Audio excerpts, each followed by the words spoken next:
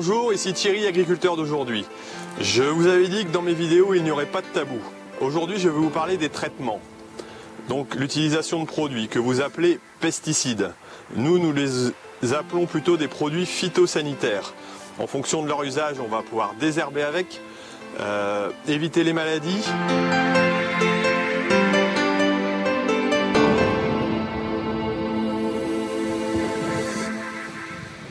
Voilà, donc c'est ici que tout se passe au départ.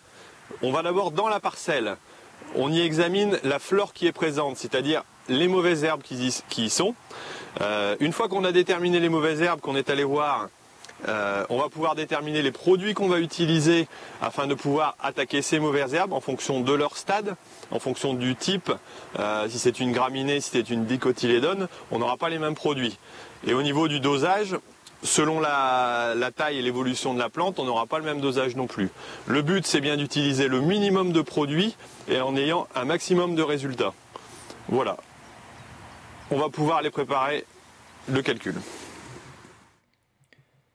Ce calcul de quantité de produits utilisés se fait un peu comme un médecin veut essayer de soigner une maladie. C'est-à-dire qu'en fonction du type de maladie ou en fonction des mauvaises herbes, on va déterminer le produit qui sera le plus actif et aussi la quantité, la posologie qui sera la plus adaptée. Certes, nous sommes conscients que ces produits sont nocifs. D'ailleurs, vous pouvez voir là que j'utilise des gants et un masque.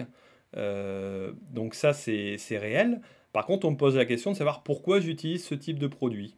Alors là, je vais répondre en disant aussi pourquoi utilisez-vous une voiture pour vous rendre d'un point A ou un point B, sachant que vous polluez aussi et que il y a toujours un risque d'accident. Nous avons un peu le même problème, c'est que nous voulons aller vite. Donc nous, la vitesse, c'est aussi un gain de temps surtout et un gain économique parce qu'on nous demande des produits de qualité à un prix qui soit relativement faible. Donc l'évolution des techniques nous a poussé à utiliser ce genre de choses. C'est comme si nous, remettre en question l'usage de produits, revenait à dire on va repasser au vélo ou à l'âne pour se déplacer. Bon, bien entendu, il existe la culture bio, qui elle correspond à un besoin et à une demande, mais qui a un coût de production plus élevé, parce qu'elle ne donne pas des résultats et des rendements aussi élevés qu'on peut l'avoir en culture conventionnelle.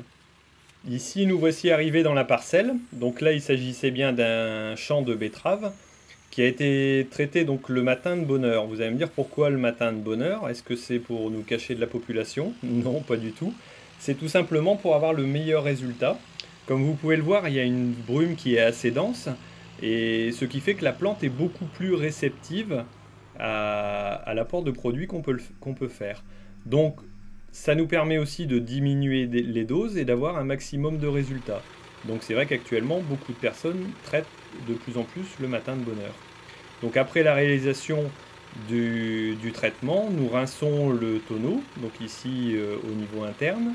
Et ensuite, je vais aller donc sur la dalle de Phytobac, du Phytobac que nous avons dans la coopérative, qui elle va me permettre de rincer complètement le fond de cuve éventuellement qui reste dans le tonneau.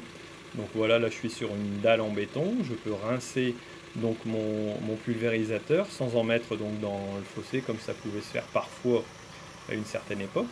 Donc les liquides vont glisser, vont se disperser par des canalisations dans un mélange de terre et de paille. Ce mélange de terre et de paille qui correspond à un sol, si on veut le comparer, qui est bien aéré, permet de limiter au maximum la pollution à l'extérieur. Bon, ici je vais vous montrer un autre exemple des raisons pour lesquelles nous traitons. Vous allez voir, il est assez marqué. Il s'agit d'une maladie qui se trouve sur le blé. Cette maladie, c'est la rouille jaune. Donc, je vais vous montrer d'un peu plus près comment ça se présente et vous allez voir, c'est quand même assez impressionnant. Alors, j'espère que vous voyez bien. Mais là, vous pouvez voir que le haut des feuilles, donc les feuilles qui se trouvent sur la partie supérieure, d'ailleurs comme celles qui sont dans la partie inférieure de la tige, au bas du pied, sont très touchées par la maladie. Donc, si on regarde d'un peu plus près, vous pouvez voir des petits pustules jaunes. Donc il s'agit bien de la rouge jaune, alors peut-être associée à d'autres maladies en plus, mais là je peux pas vous dire. Et si on examine bien, vous voyez dans le blé lui-même, alors là c'est une très forte attaque.